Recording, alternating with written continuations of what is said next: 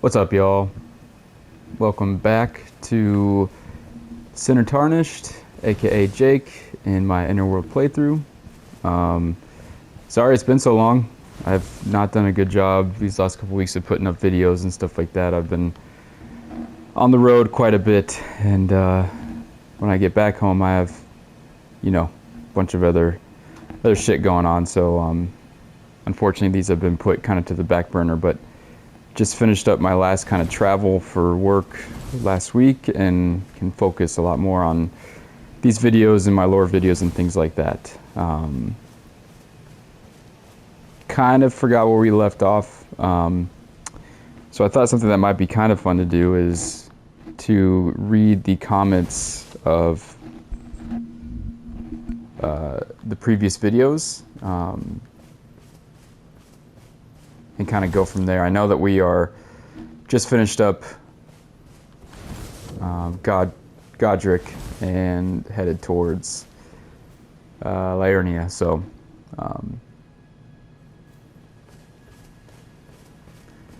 talk to Thops here for a second and be on our way.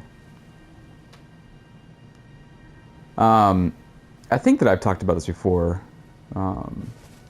If not on this playthrough, then on one of my other live streams, is all the different statues in America have different hair styles. They're all like braided, which again, we've kind of, the braided texture is like, it can represent either fate, or it can represent, the process of individuation where you are uniting all of these different aspects of yourself. And you'll notice that in some of her other statues or pictures, or even when you actually get to the Tree, she doesn't have any of this. Like, she just has kind of normal hair that looks almost like Melena's hair. But in her statues, she has one long braid, and then it'll either just be one long braid, which shows very much her just one-sidedness of kind of the way that her psyche is at the moment. And then you see later on she'll have this kind of half braid on the other side, which to me represents that she's going through the process of individuation, which is uniting these opposing forces of her psyche. So it's uniting her animus, it's uniting her shadow. So to me right now, before we even get into the game, we know that her and Radagon are inside the tree together, that they are one. So this particular hairstyle with one long braid and then one kind of half braid is her and her animus have reintegrated themselves into balance. And really, if we could see another statue when we release Destined Death and the Glomite Queen, once we defeat Malekith, my guess is that her half braid would then go to one full braid on the other side, which represents that she is now balanced. Her process of individuation is now complete, and it's represented by her hair, which I think is just, it's a really cool thing that I don't think very many people have recognized. But I think it's very cool. Sacred Tear, talk to our boy. Hey, Thops. Jeez, come on, man. Let's get out of the way.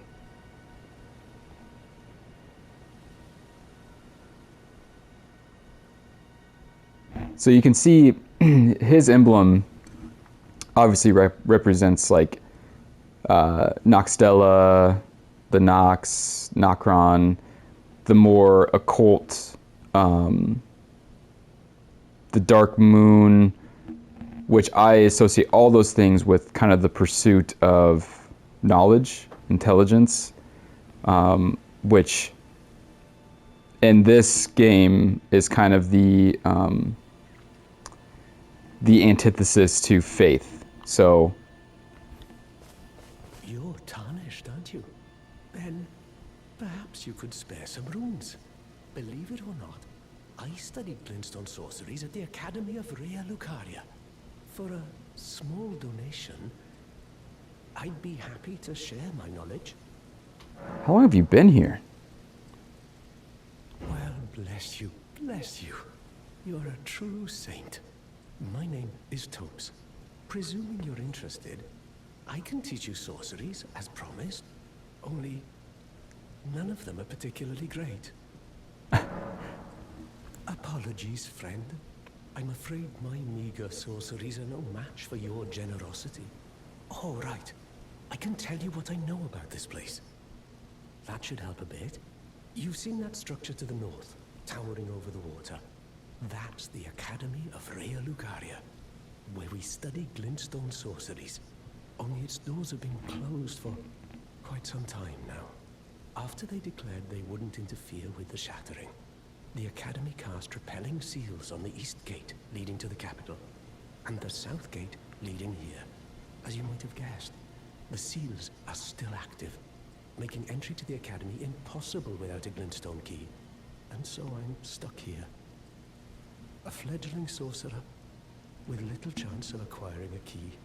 When they cast the seals, I'd just opt out. And now I'm uprooted from my place of learning. Why not find yourself a glintstone key? Without one, you can't pass through the Academy, and you'll never reach the Erdtree capital. And if you find an extra glintstone key, perhaps, once you've tied up all your loose ends, and I can be very patient, would you consider donating it to me? I know it. I'm a bluntstone. Nary a hint of talent for sorcery. But still, my place is at the Academy.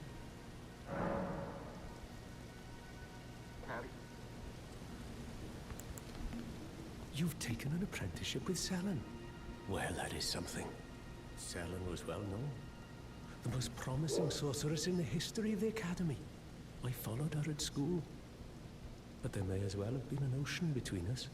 But Selen was expelled from the Academy, accused of unthinkable treatment of certain sorcerers, under the name of the Graven Witch. I still don't believe the accusations. The illustrious Selen would never do such things.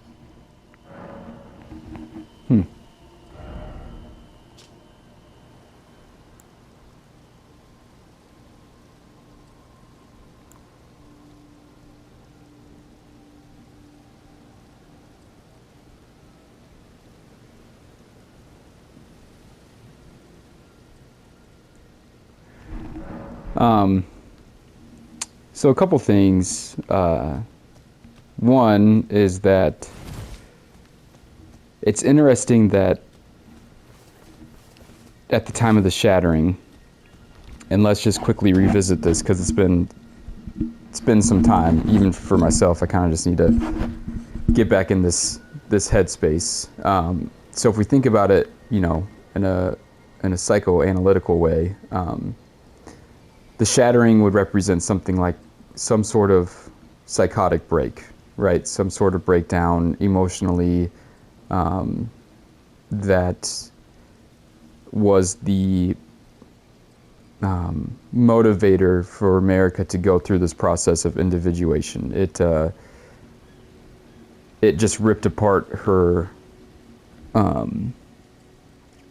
almost like her foundation for who she thought she was, what she thought she believed, and it scattered all these things to all across her psyche, and she's going through the process of regathering them, reintegrating them in balance with this newfound kind of purpose or vision of who she really is. To me, that is what the shattering represents. So it's interesting that at the time of the shattering, the Academy shut its doors. And to me, I feel like that's more to keep something in than to keep others out.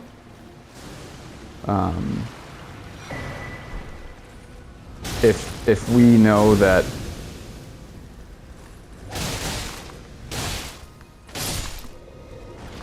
presumably what we can kind of derive from oh, I forgot I have to hit that.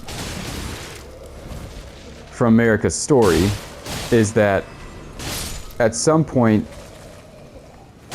she was very faith-based, very unbalanced, and probably somewhat of like a religious zealot. And to have the academy walls shut when she is going through this process, it could be a representation of something like she's still not really open to this part of herself. She doesn't want, she's almost refusing to acknowledge this part. There's something that's in there that is dangerous to her current view of herself and of the world.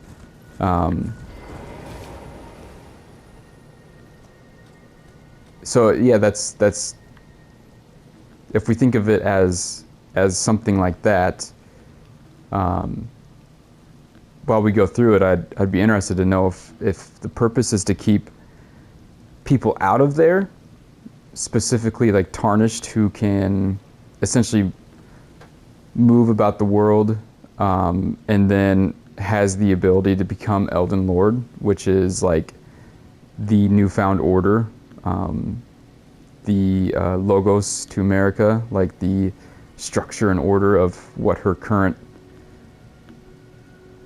identity is.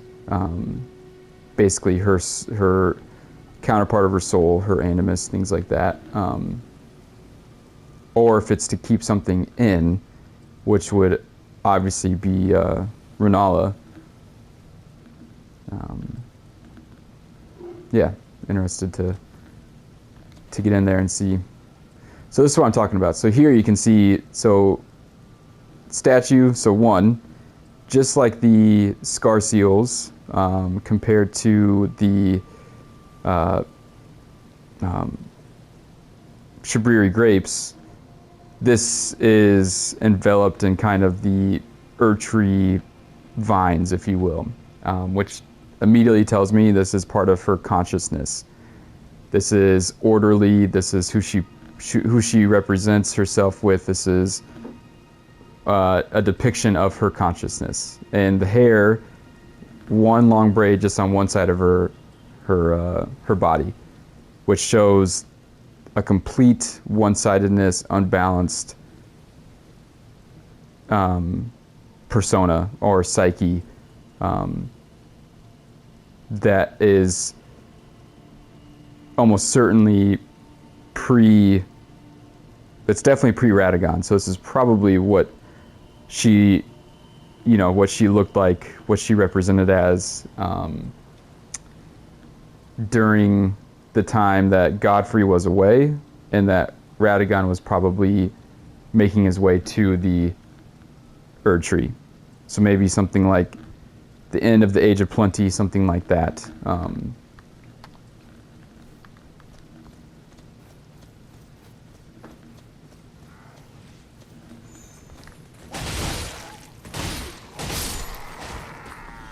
Still like trying to figure out what I want to do with my build.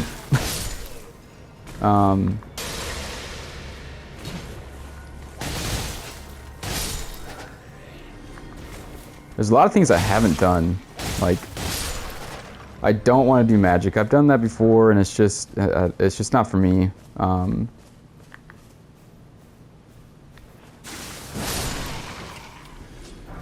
Faith is okay. I don't mind faith.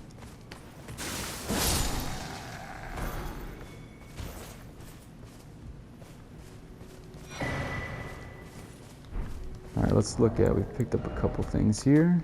So look at Academy Scroll. Doesn't say anything really. Glintstone. Record of crafting techniques left by a Glintstone craftsman who served the Academy. Contains information on foe sorceries, such as they were called.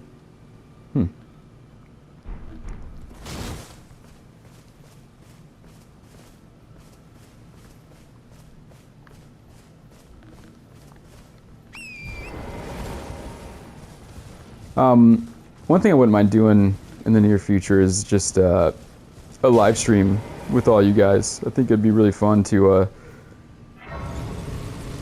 either with this character, or I'm thinking maybe with my rune level 1, like the challenge one, and just kind of be on there for a few hours, chat, exchange ideas, things like that. I think it'd be really, really interesting.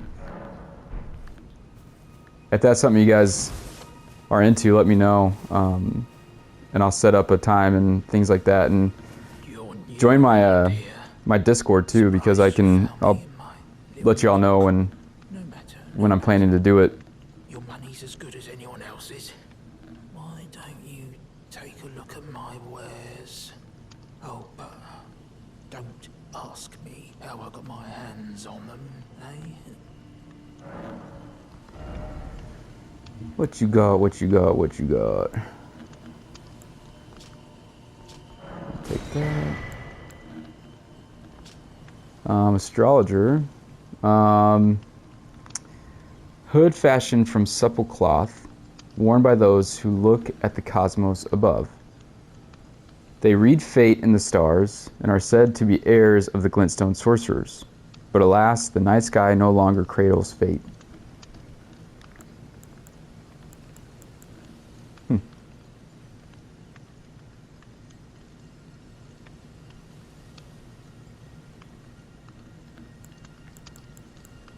Astrologer's staff. Staff of astrologers. A glintstone is embedded on the tip. Sorceries must be memorized first at the site of lost grace, and the staff must be equipped to cast them. Okay, so just kind of a informational thing rather than... man, I do love an S-Stock.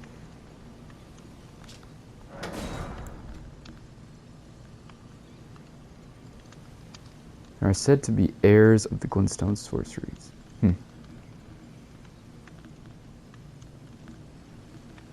The night sky no longer cradles fate. And we know that, so this is, like, I feel like a lot of the,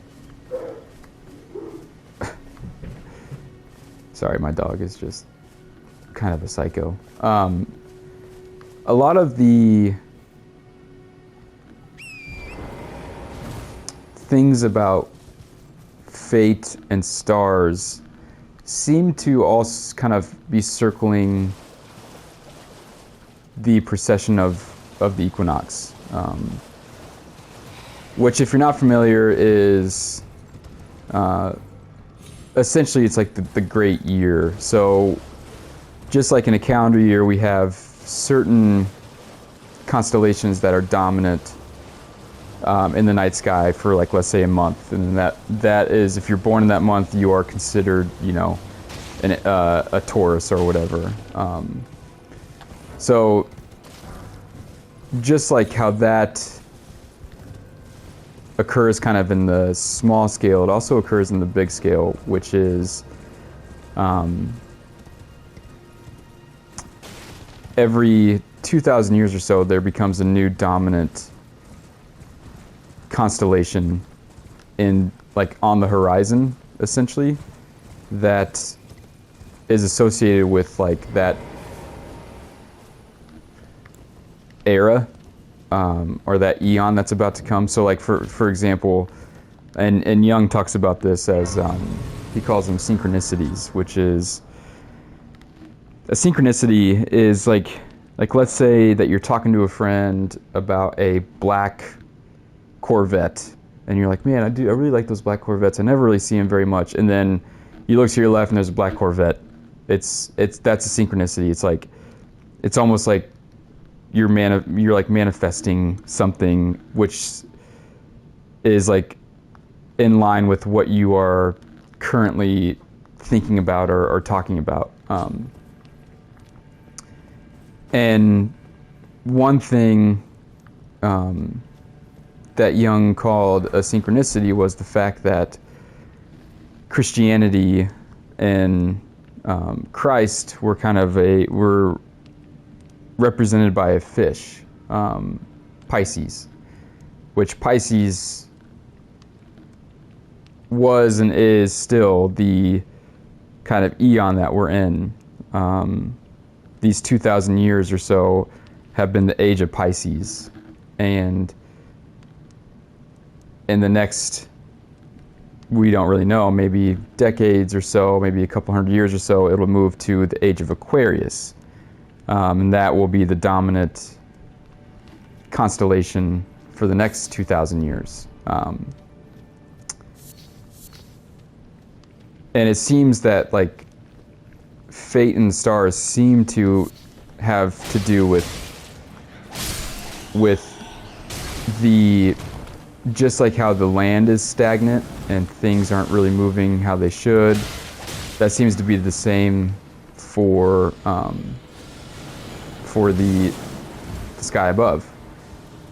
And Radon is, supposedly the force behind it that is stopping these from occurring. And you could make the argument that it's very much represented in, oh, for fuck's sake, not that way. No! No, no, no, no, no, no, no, no, no, no, no, no, no, no, no, no, no, no, no.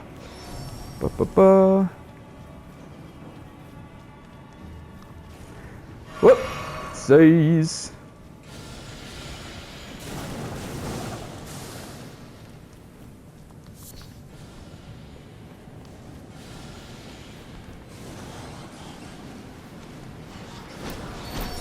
Oh, that's not worth it. Go away.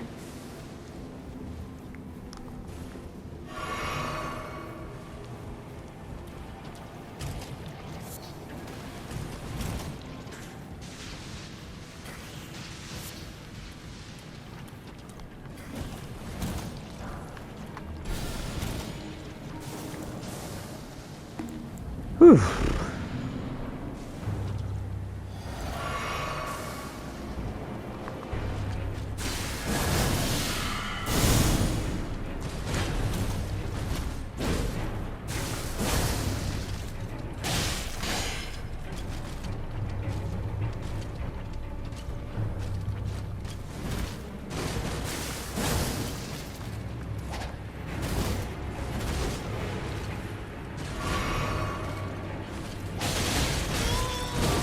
Oh, oh, oh, oh.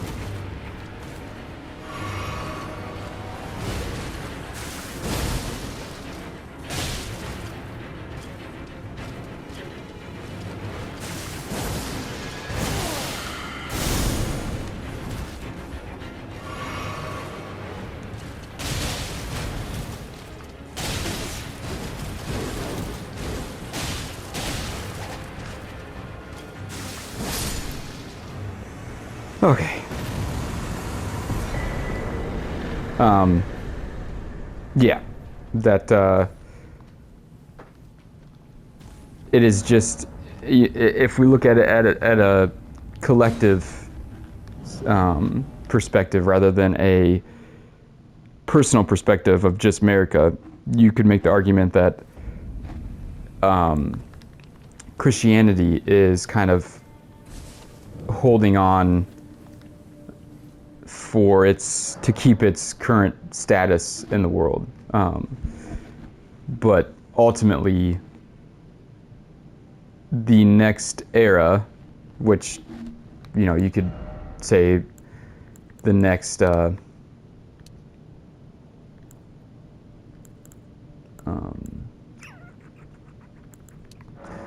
maybe the next dominant religion, whatever it is, will come into existence. Whoops.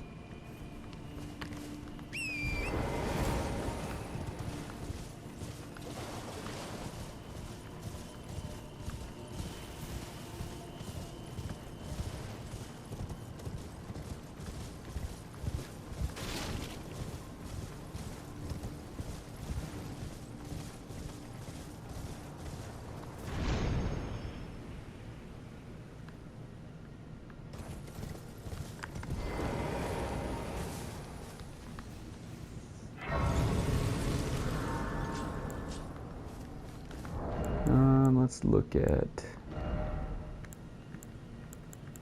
this.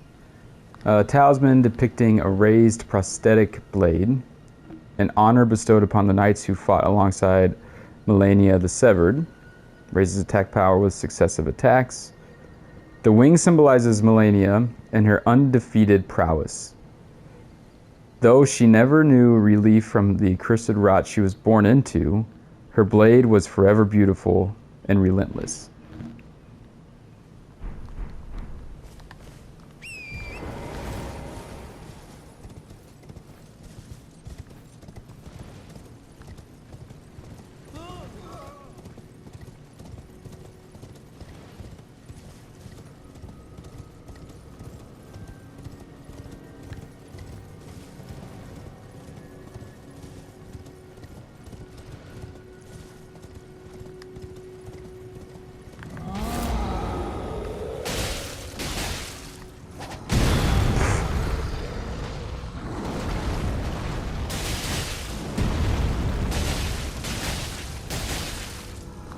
God damn, I feel like that's much faster than normal.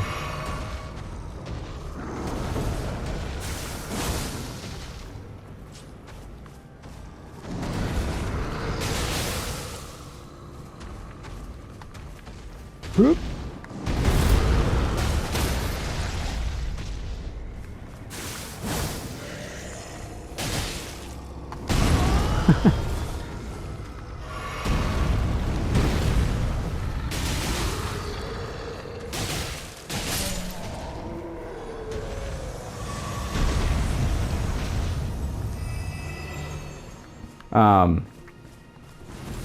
But if you guys are interested in the precession of the equinox and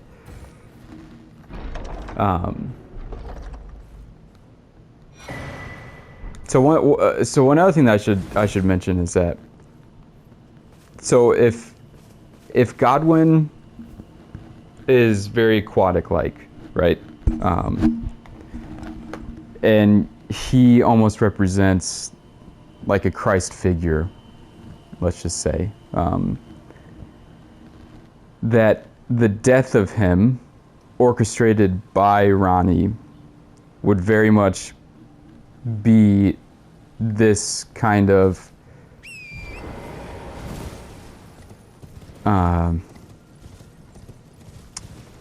this thought put into practice. Let's say that Ronnie represents Aquarius and that she is next in line essentially for the dominant force, dominant constellation in the night sky. Then, you know, it would kind of make sense that she did this, and that, you know, her time is the next 1,000 years of peace and prosperity and things like that.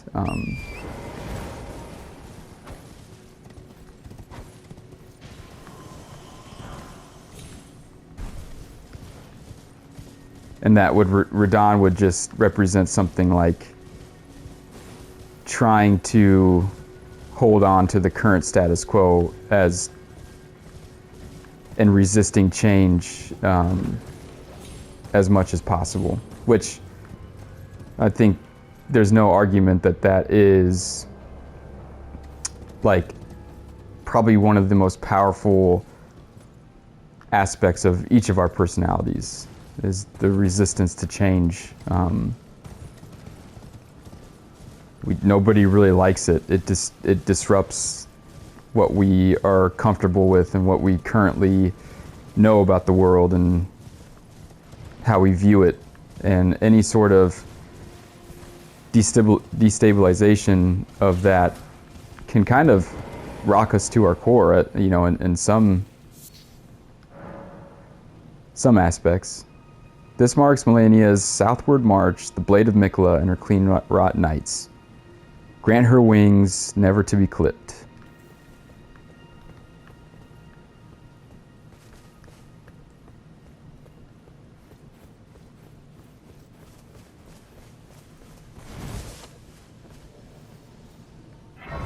So we know that she's on her way to fight Radahn. So if Radahn represents this desperate clinging to the current status quo, then Melania would represent kind of change, New World Order, that type of thing, which fits for her kind of narrative, because she represents, the process of death and what follows from that as far as rebirth and things like that. But if you're going to go through all that, then you have to have change. And I mean, it's very clear that Radahn does not like change. I mean, he didn't even want to get a different horse, even though he's fucking humongous. Or just, walk.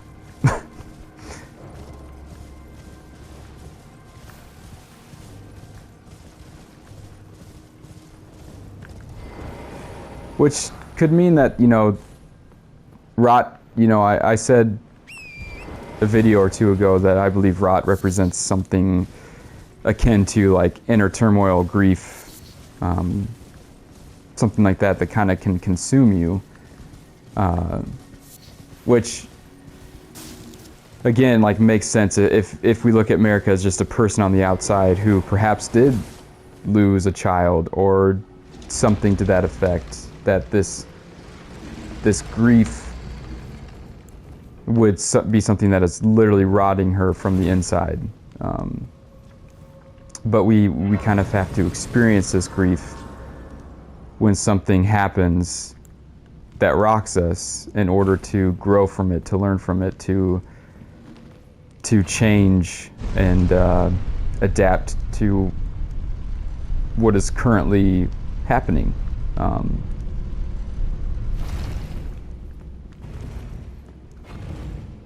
So Rot could very much represent all of those different things.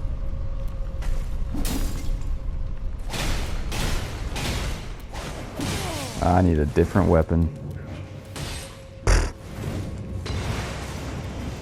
What?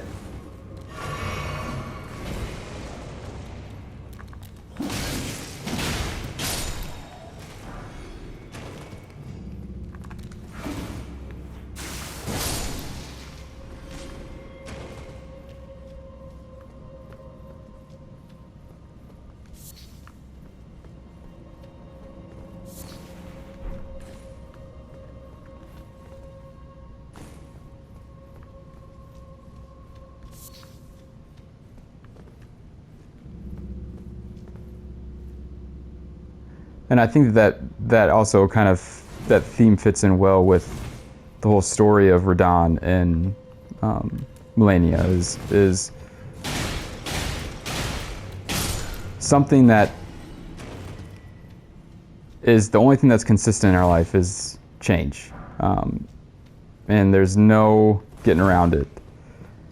We can fight it and fight it and fight it, but just like Radahn, eventually it's gonna happen, and the only thing that you're gonna do in the process is kind of drive yourself crazy trying to resist it, and you're probably gonna push a lot of people away, and you're going to not really even be who you are at your core, because you're only focused on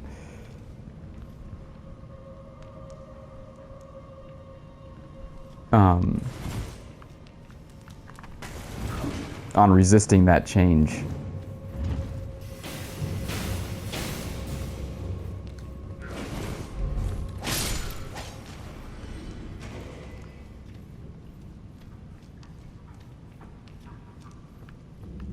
And change is a very powerful thing. I mean, it's a very powerful force in our lives. It, oh, come on.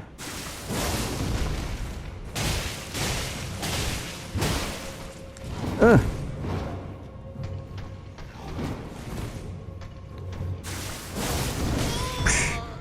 Just a boot to the face.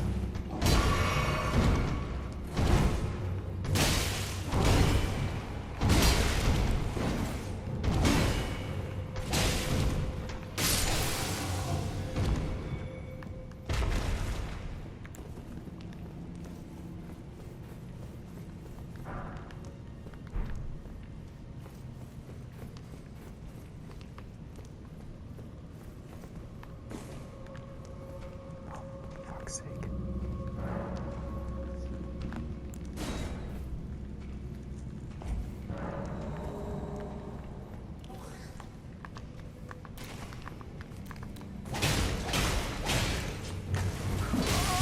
Right into it.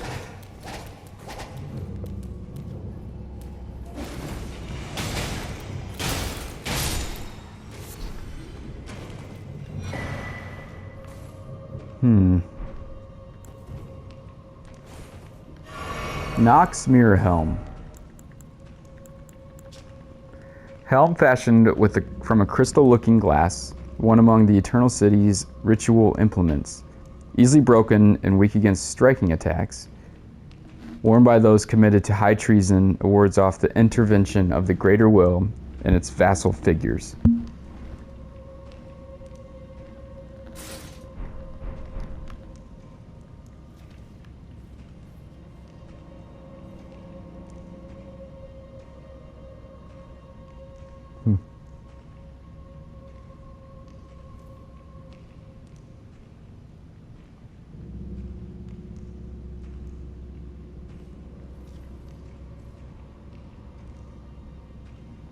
Interesting.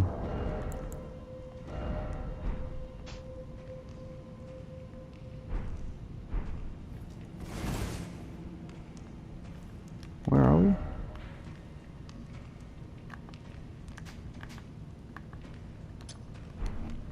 It's interesting that it's here.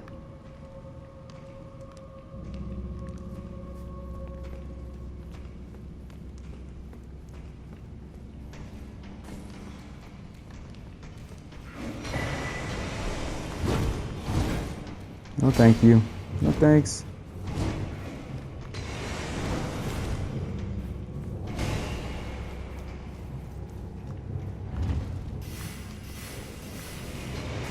Oh, oh.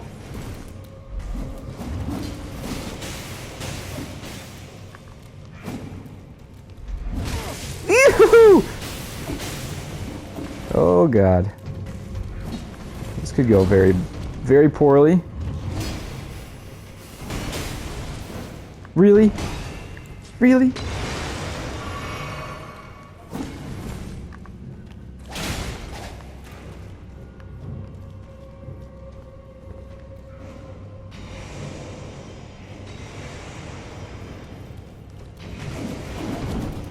What? How did that not hit?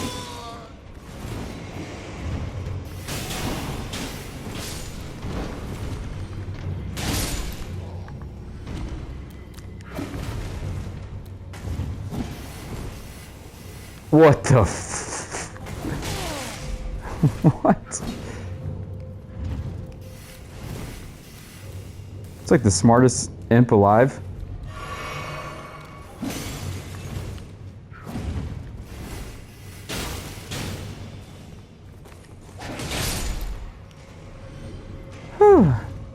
Oh, jeez.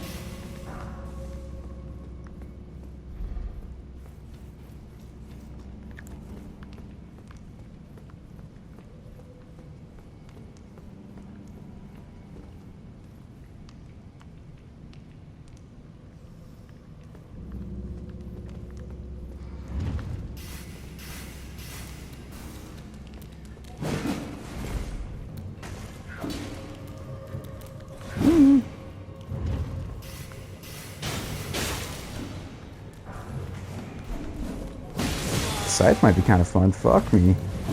Whoa! God damn it.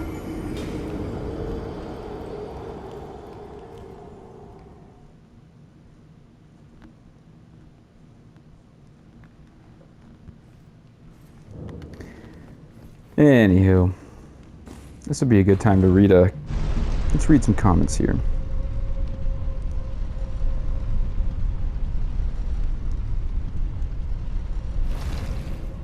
So I'm just going to do the one from my most recent part. Game with Glitch said, I love the video, you went over a lot in this one. I respect your decision to not watch other lore videos. Your analysis is completely unique and all the more insightful because of it. Thanks, man. I watched Hawkshaw's color theory over the weekend, was pleasantly surprised about how good it is. His interpretation of the beast blood item description I found to be particularly interesting. Regarding your video, a few things stood out in particular. Hello? Come on. Come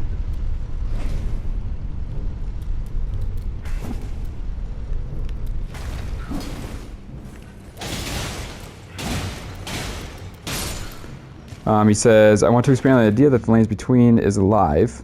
The Erd Tree, as I understand it, is merely the most recent iteration of what I'll call the World Tree. While the tree may fall, its roots remain. Those roots encompass the entire map, hence the Lands Between is a single living being. Godwyn, Prince of Death, has infested the root system. That's why blighted roots take you when you're infected with Deathblight. So you can think of Deathblight as a literal infection of the Lands Between. Also, that's also why the Hallow Tree is so important. It has its own root system separate from the Erd Tree. Also, minor observation, remember that Stormhawk theory I posted in Discord? The dragon head that Godric grafted to himself has feathers, albeit sparse. I did read your theory. It was kind of during my long business trip, so I haven't really sat down and digested it very well. But as far as the other things, as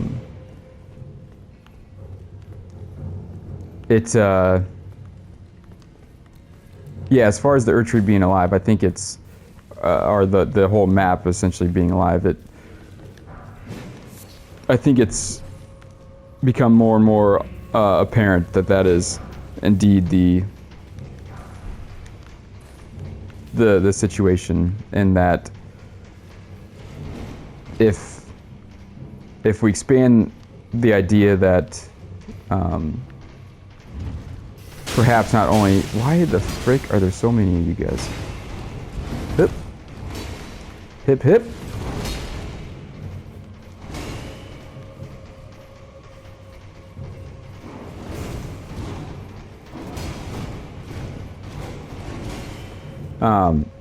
In my first lore video, I explained that there's so many different kind of America represents so much more than just like America the god, right? Like she represents Earth, Mother Nature, all these different aspects, and it's like, so if we look at it, good God, I hate these things. If we look at it from kind of that perspective, and you could almost make the argument that if... Will you go away, dude? If she represents Mother Nature, let's just say, for this particular case, and Godwyn is one of her children, you could say that we humanity is represented by Godwyn, and we are kind of that infection of Mother Nature, We were once very much a part of it, and now we, you know, are very much kind of the destroyer of it, and almost killing it really from our actions. Yeah, that I mean, that would fit very well.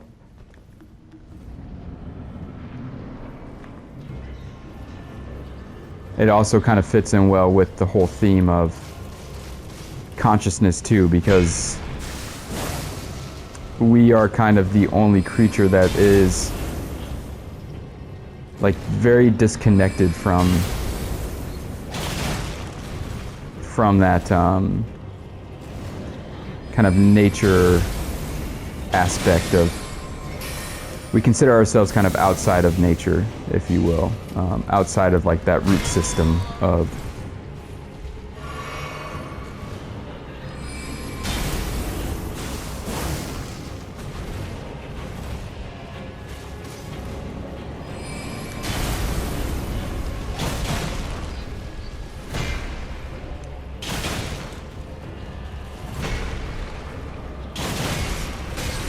ah.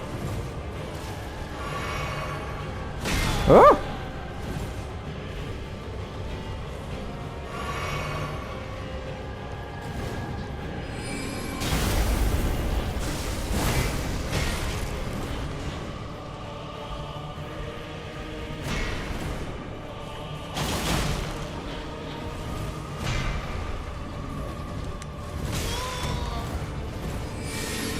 And I don't know if you guys have watched True Detective or not, but there's some really brilliant kind of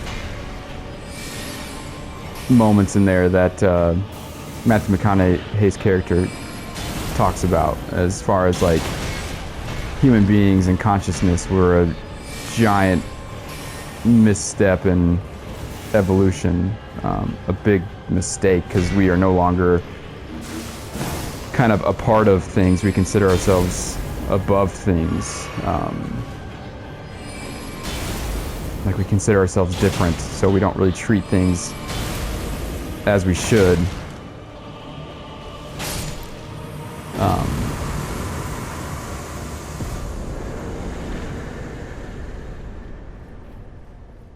Which I thought was like pretty profound. I think I've never really looked at it that way, but I mean, it makes a lot of sense. We are kind of the only species that essentially destroys our own habitat.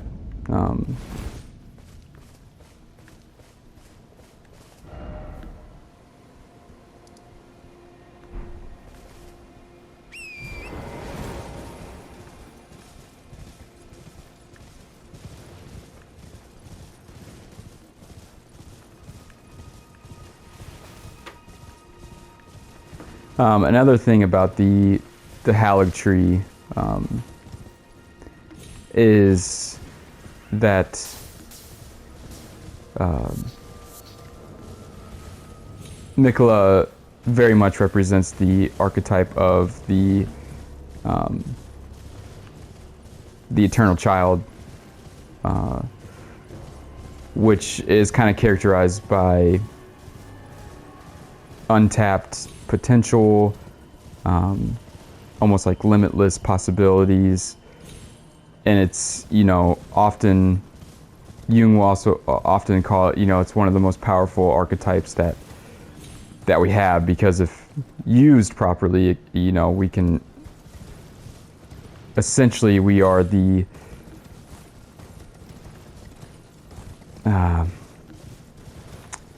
that archetype is almost like the never-ending like reset button, if you will, that like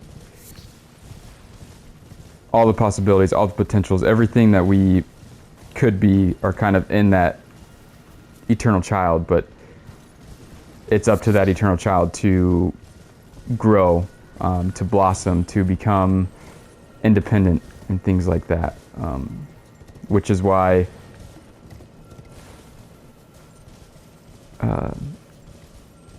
the Hallow Tree is so important to, especially to America, is because it represents that part of her psyche that is potential, limitless, all that kind of stuff.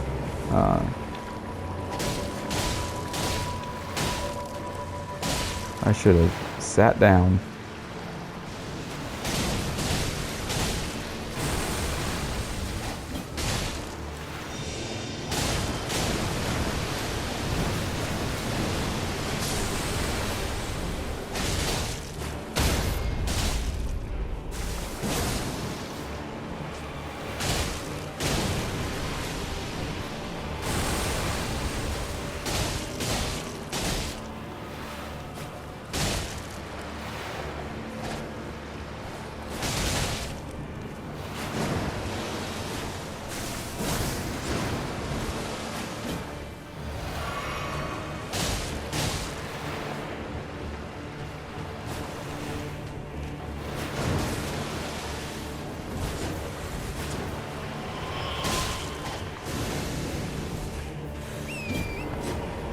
Move.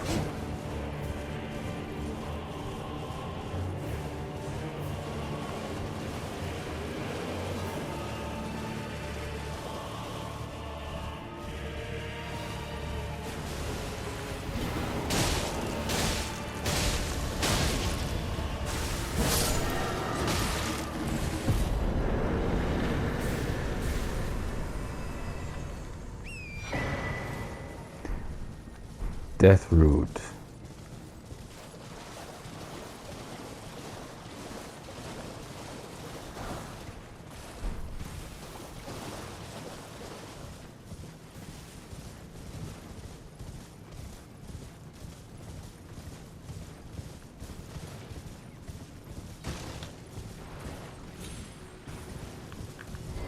Oh, I think he's gonna whoop my ass. I would like to sit down first, please.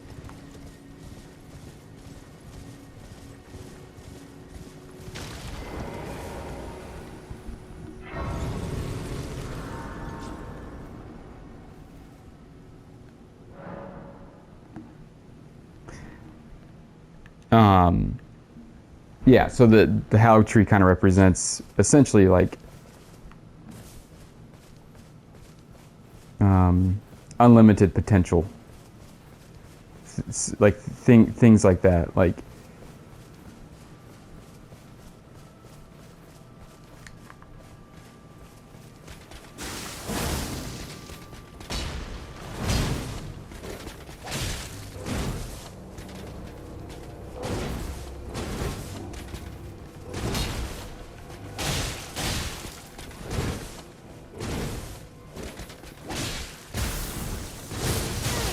owie.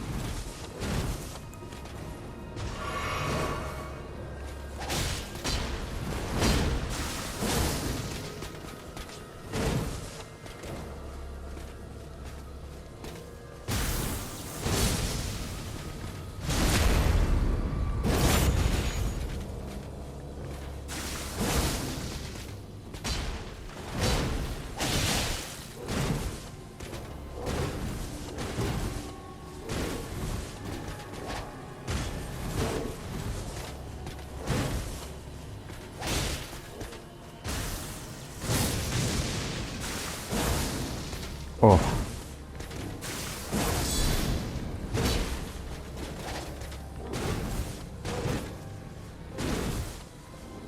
Pretty good little fight we had there. Dragon Cult Prayer Book.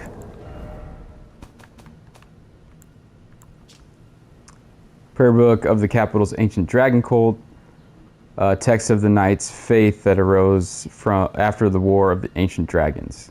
We'll get into it a little bit further when we actually get to the capital, but the capital is very much like America's hub. I mean, the moat and everything around it, it looks identical to a brain. So it would make sense that, you know, if dragons represented this time in America's psyche that was dominant mostly by things like the chaotic unconsciousness, where more mythical things happen, such as dragons, and they were the dominant force during that time, usually during childhood and things like that,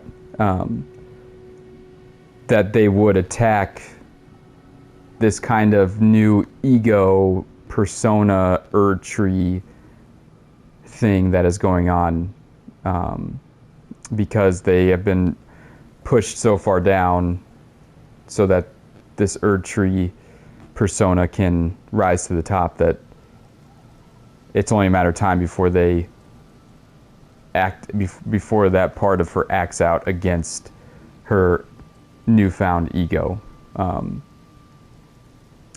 which is why I think, like, again, we'll see it when we get there, but the dragon that's sitting in the capital is like staring at the tree with, you know, a weapon in his hand, and it's very much a battle of the conscious and unconscious. So yeah, we'll talk about it more when we get there, but I'm gonna wrap it up here for today. Kind